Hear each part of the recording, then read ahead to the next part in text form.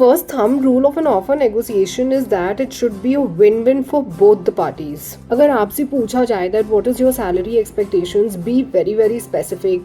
Don't give vague answers like you're looking for a market standard hike. There is nothing called market standard hike. You should have a logical justification for the hike that you are asking. The logic cannot be that I'm getting married and hence my expenses are going to increase. I plan to buy a bigger house.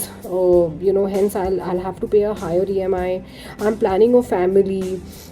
I think that I'm very very underpaid. 3 साल से मुझे salary hike नहीं मिली है. These are emotional logics and this does not go very well when you are doing offer negotiation. The logic has to be backed by facts, around the skill set that you bring on the table, maybe around the qualification that you bring on the table, or what is the impact that you can really have on the business. So don't be emotional when putting across your logics.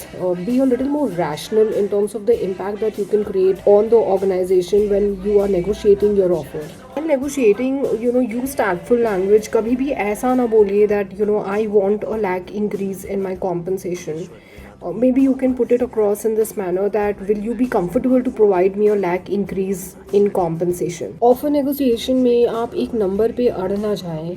Keep everything in mind, the type of role that you're going to get, the growth that you can have in that organization, the type of people that you're working with, flexibility that the organization provides, किस तरीके का culture है उस organisation में, कौन सी city में आपको job मिल रहा है. Eventually, when you start working beyond salary, also these factors will also matter quite a bit. Always be very very professional, during the negotiation. End the negotiation with thank you and gratitude.